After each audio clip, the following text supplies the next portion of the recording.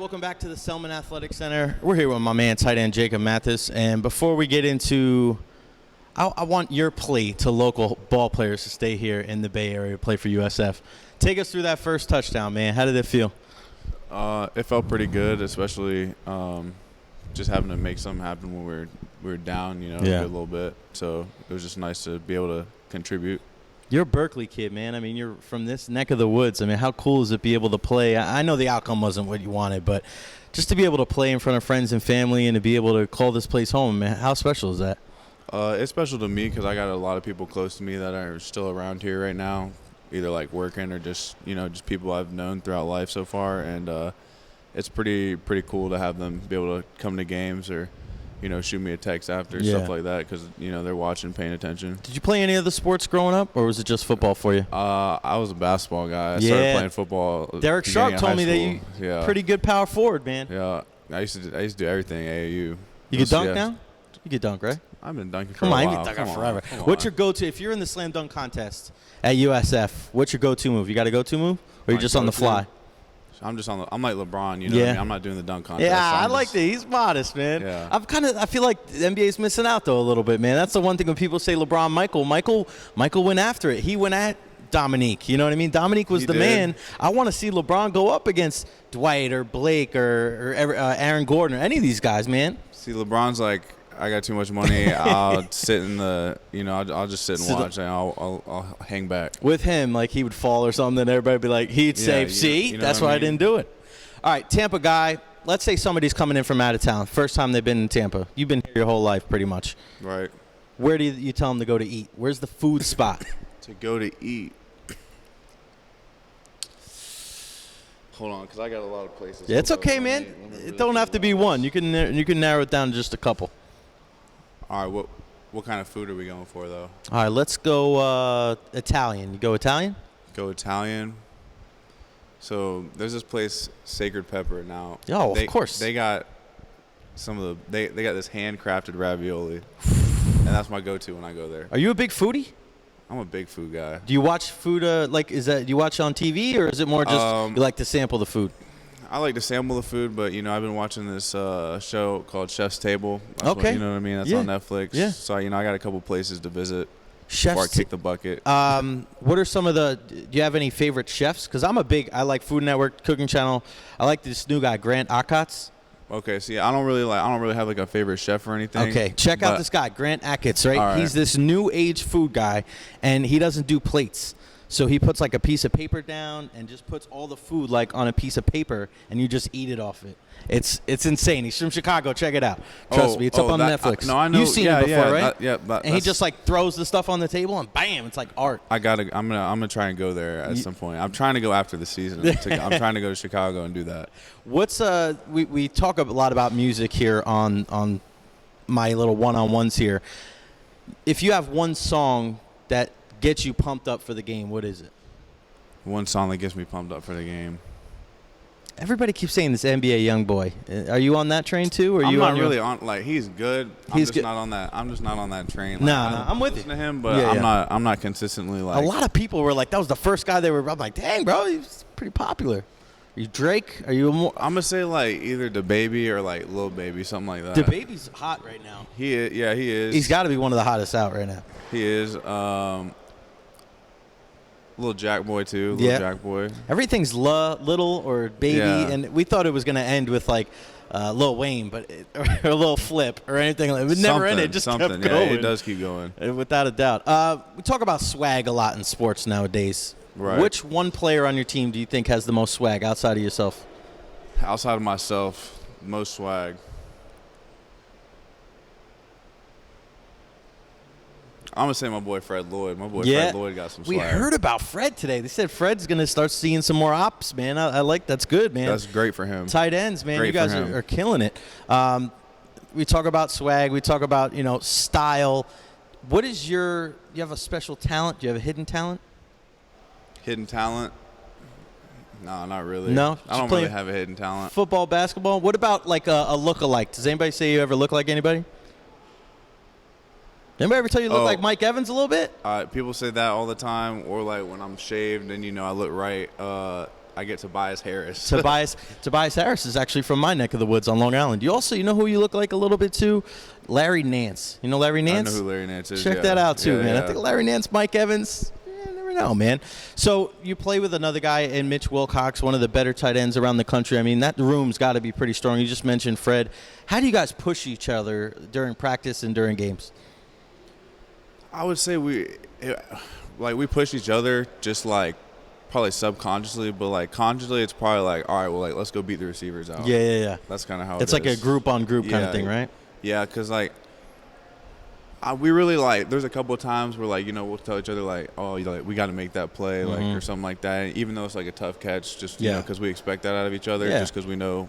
I played 7-on-7 with Mitch through high school, so like we've seen what we can both do. So it's like good because like I have that confidence in him, he has that confidence in me, and then just being in there with Fred and Chris, they're always working. They're really grinding it out too, and so we're just in there working every day. Got a good coach too, who he has us on our P's and Q's. How important is it for guys? And we kind of alluded this when we first started. Jacob Mathis here with us, tight end for USF. How important is it for kids in the Bay Area to stay here and help build this program? Because I felt like, you have. I think the most important thing is to have guys stay here, succeed, get better, and then move on to the next level. Because you're always going to look back at the JPPs, and now you look at Marlon Mack and Marquez Valdez-Scantling, and you look at those guys, and you go, these are the guys that are going to push the program forward. Right. What is your message to those kids here looking, maybe they have these wide-eyed aspirations of going to these other schools, but if you go here and make a name for yourself, you could be part of something even bigger than yourself. I think what a lot of people don't understand is, like, coming out of high school is, like the rankings and all that, it, like, really doesn't matter. Like, because when you get there to college, a lot of people don't, like, the guys that are already on the team, like, they don't even know who you are. Yeah, exactly. They don't pay attention to that. So, to me, that's overhyped. And so when people go to, like, I would say, like, big schools and stuff, and it's not necessarily a situation that is best for them, like, in terms of playing and whatnot, but they might not understand that until they get there. And so then they end up coming back here, and they have some success here. But to me, it doesn't even have to get to that point. You know, you can just stay here. You can get rolling in town. You know, you're comfortable. People try to ask me all the time about, like, is it more distracting? And, like, not really, because, like, I've kind of done everything I've, like, wanted to do here, so it's pretty easy. I just like relaxing, too. That's just my personality, so that's easy, too. But seem like a laid-back guy. Yeah, but, I mean, I wish a lot more people would stay here, because there's a lot of talent, and even if just kids from Tampa stayed here, it would be – I mean, we'd be super loaded. That's what I'm saying. I mean, this is a plea to all the Tampa Bay football players out there watching this video. I mean, this is the place where you want to be, man. Make your hay right here to be part of the first, team to make a college football playoff at a USF or to win a national championship. I know it's down the road, but I mean, people will always remember players like that. You go down in history. I mean, you go to another program. Yeah, I mean, I get it, but you want to be part of the 12th championship of a school where it's just like, yeah, I remember that guy, kind of. Or be a part of the first. Yeah, exactly. I mean, you want to be – I think that's kind of the plea to players out there. Be game changers, be history makers. That sounds pretty good. It sounds like a T-shirt. We can make that. Yeah, little T-shirt action there. I love this question because I love the answer. If you could take 3 people, dead or alive, to dinner with you, because you're a big foodie, who would it be? Can't be family, though. No family. Okay. I always think that's a cop-out. Like, of course, I'll take mom, dad, and brother. That's it. But, yeah, give me a family or non-family, 3 people, dead or alive, you would go eat with. 3 people, dead or alive. All right. I'm going to get my entertainer. I'm going to get Kanye in there. Kanye? Yeezy in the house. I gotta just have that interaction. Let's see, who else? You might walk away from that a different human being. Oh, I'm there. You like old Kanye or new Kanye better? Because I'm a different. I'm a little older than you, about almost 10 years older than. Well, more than I'm 10 taking years. him 15 years right now. Right now? So I can just watch how he acts. Then I gotta see. I gotta take my boy Mike Evans. Okay. I like that. Let's see who else. Could be a person in history. It could be another. Well, you got music. Be a movie star.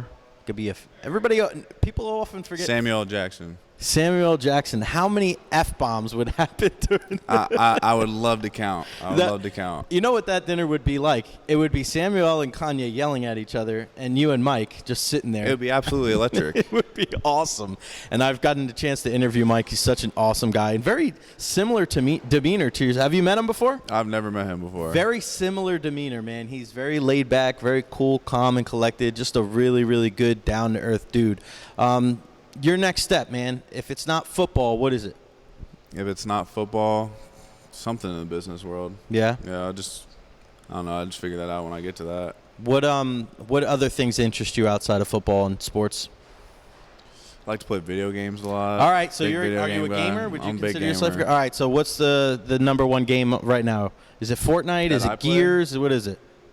I'm a big Rainbow Six Siege guy. That's what Okay. That's That's what I your put a lot thing. of time. Is that Tom Clancy? Yeah, that's Tom Clancy. See, I'm not a big – I was never good at the shooting games, ever. Like, my best friend is, like, probably one of the best players, like, in the country.